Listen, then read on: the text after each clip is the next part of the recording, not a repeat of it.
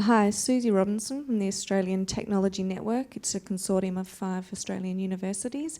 It's a question for Kerry, and this has just only really occurred to me, so it might be a little wacky, but bear with me.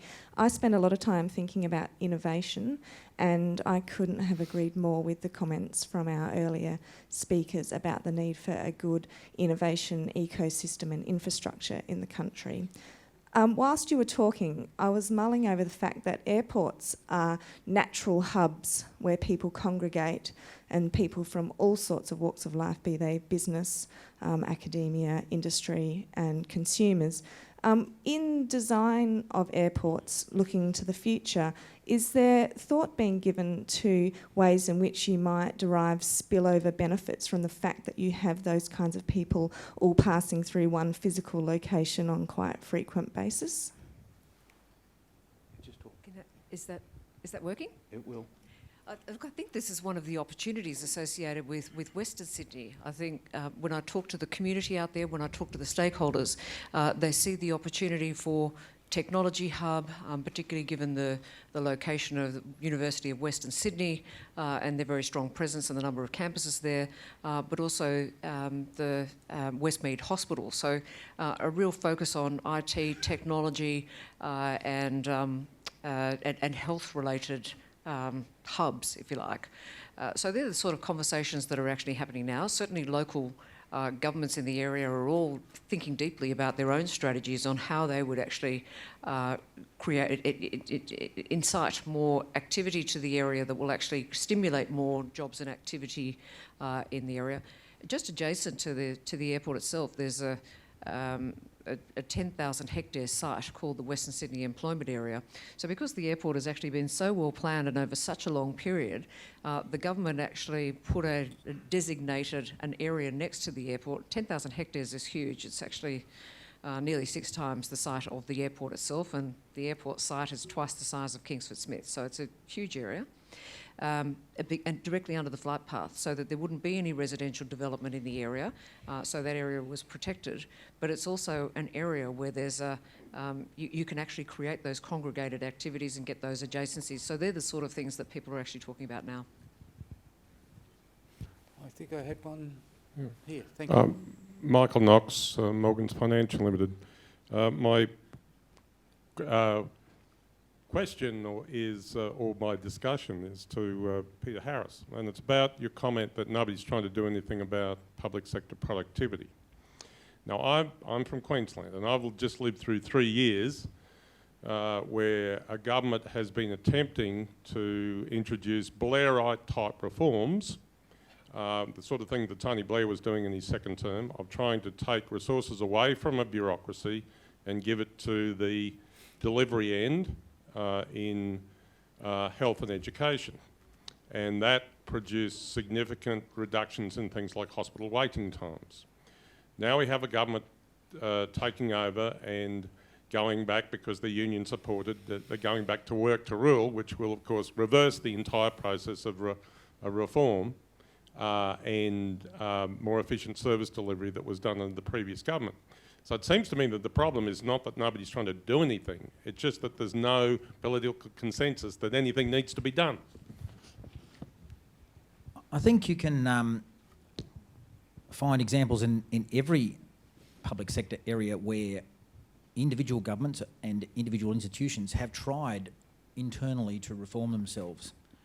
I'm not going to claim to be a health expert, but we put our health package together, the thing that we published a couple months ago, on the strength of getting 18 people who were experts together at a round table, gave us what they thought the primary problems were in health, and gave us their proposed solutions.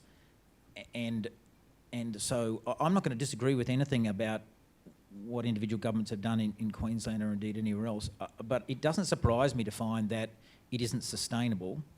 And it is the politics, but it's more than that. Historically, the only way that serious reforms which disadvantage individuals have been prosecuted effectively in this country is by cooperative recognition of the nature of the problem first. So rather than impose a solution on people, you need that level of recognition of the problem. As I said, I'm not a health expert, but the general perception left with us by the people that are health experts was we can change some things within the system, but particularly because of the interaction between those who pay and those who set standards, we can't change everything in the system. And as a consequence, there's always the capacity to fall back. So I'm probably not directly answering your question because I'm trying to hold this at the national level rather than at the state or even the individual institution level. Nothing I said today was intended to be a criticism, particularly of those who are struggling at institutional levels. I mean, individual hospitals, individual schools, individual universities can try within their own rights to change to apply change. But particularly because of this really unusual arrangement where the person paying for it is often not the consumer. So the consumer, and health's a classic in this, the consumer has poor information and isn't actually controlling the payment arrangements.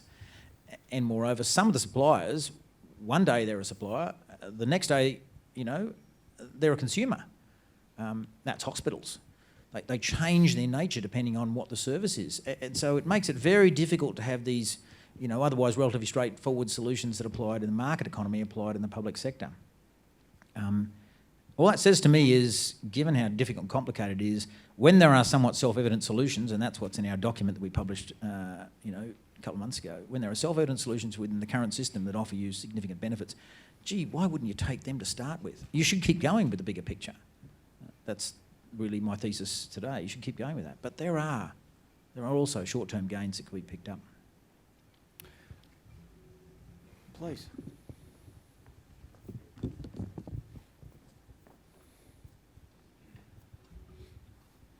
Thank you. Erin Flaherty from Infrastructure New South Wales. So we're going some way to putting in place some of your suggestions in relation to infrastructure.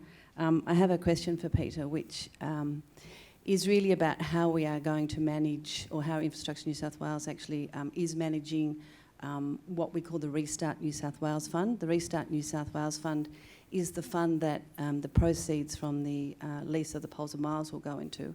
And it's actually a legislated mandated fund where we can only recommend projects that will lead to economic growth and productivity in New South Wales.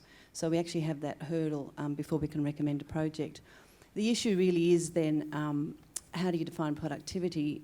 We've taken a sort of fairly traditional view and said it has to have a cost-benefit ratio of 1 or above, which then actually leads to other issues in relation to particularly the selection process for social and cultural infrastructure. And I'm just wondering if you might like to comment on the fact that the traditional method actually favours roads and transport and leaves out some of those things that are really important to Australia becoming a world leader. So there are 3 or 4 strands in that. But first, say good day to Jim Betts, runs Infrastructure New South Wales, used to work for me when I ran public transport in Victoria. Good fellow Jim. So let me start at the back end of that.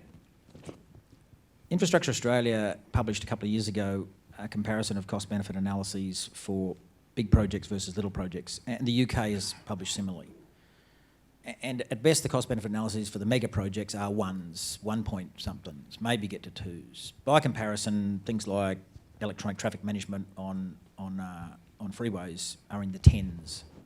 So you might have noticed in my comments, I was actually very careful to say, governments need to make the case why the mega project has squeezed out the other, apparently quite effective, in other words, proceed on the basis of analysis and you'll be doing a lot more smaller projects than the mega projects. Now, there are reasons for doing the mega projects.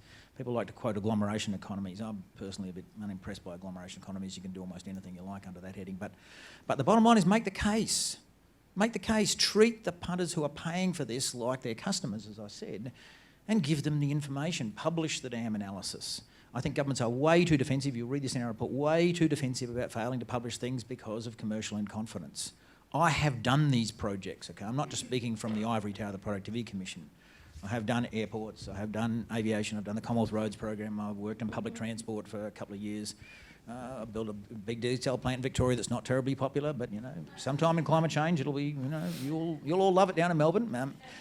But bottom line is I have worked inside these projects. They are not as limited by commercial incompetence as governments like to believe.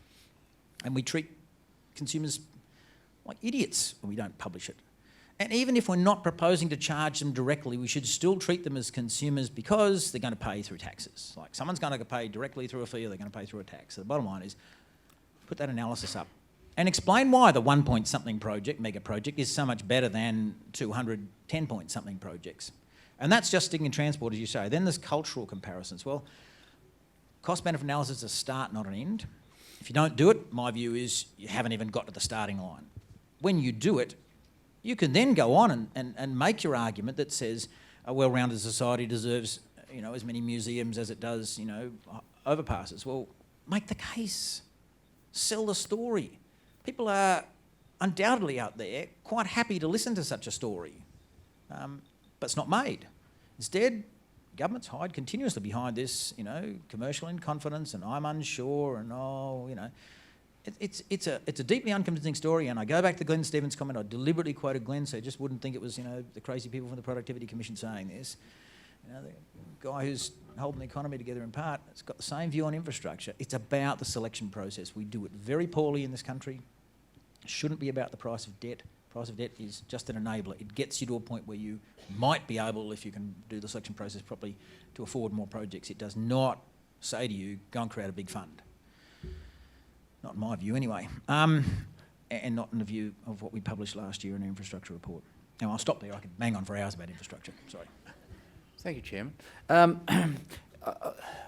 I wonder, Kerry, with Western Sydney now well and truly in an advanced phase of planning and so on, what do you think the effect of Western Sydney Airport is going to have on the productivity of Sydney Airport? And if a government had to make one policy decision that was going to assist you lift productivity at Sydney, what would it be?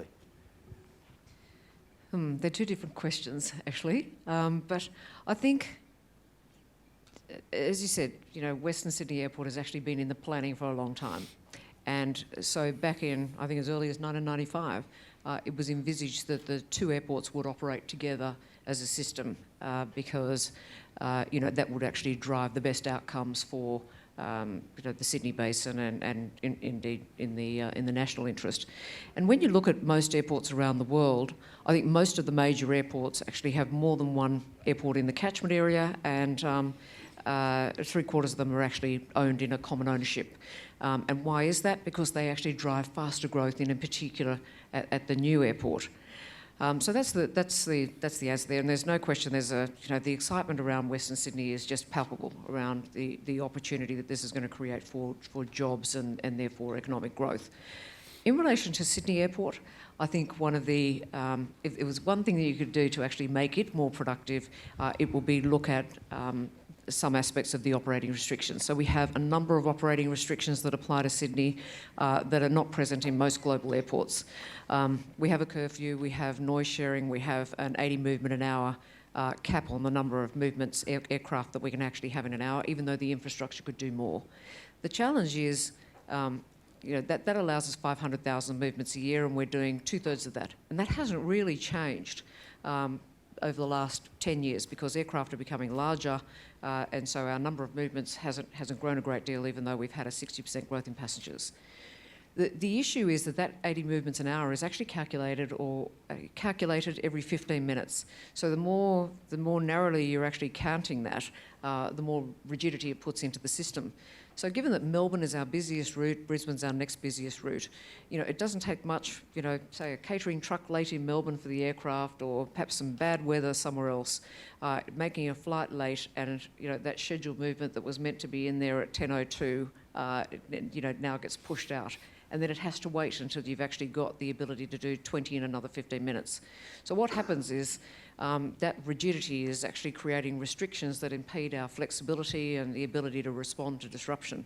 So if there's one thing that I think you could change without actually moving the cap, it would be actually to reform the way that it's administered. That would make a fundamental difference actually to passengers and airlines in Australia. Thank you. We will now draw the discussion with our two panellists to a close.